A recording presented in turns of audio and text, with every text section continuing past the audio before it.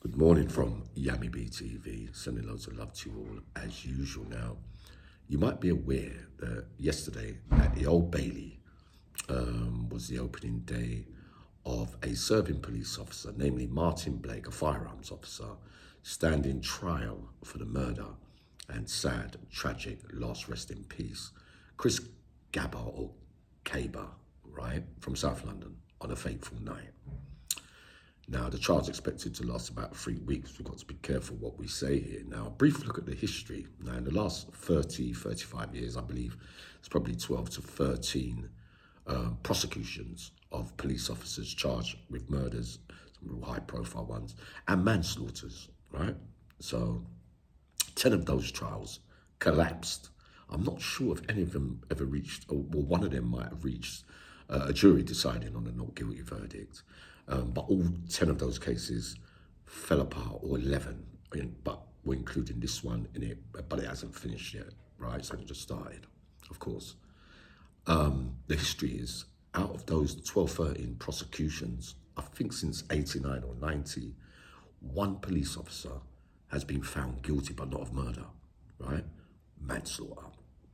That was Benjamin Monk, right, on another fateful night, involved with the legendary Aston Villa footballer, Dalian Atkinson, who was to be out of sorts, alleged to be out of sorts that night when he got stopped, was tasered 3 times and incapacitated on the floor when Mr.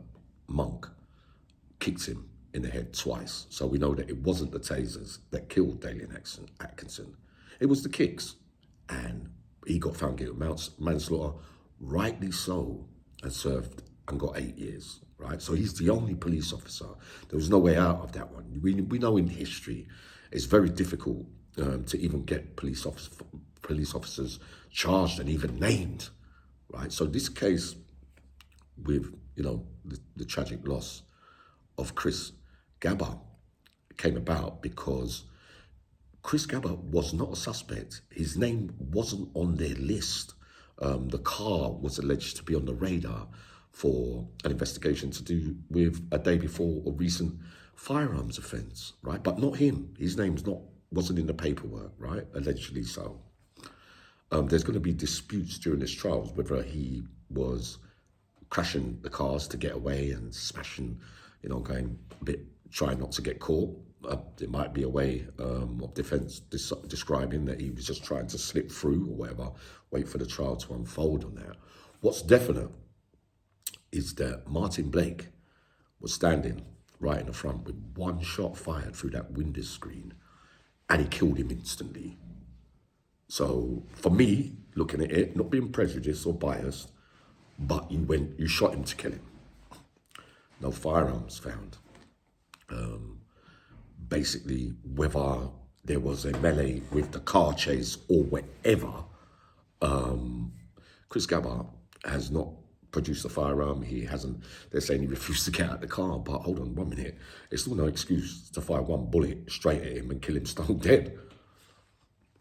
I know it's not. We're not predicting a football match here. This is very, very serious. We're talking about a man who was not under investigation or had anything on him that was going to be a threat to the police.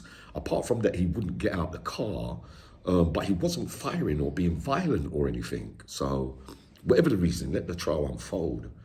But on this one, I know some of you say whatever you're going to say.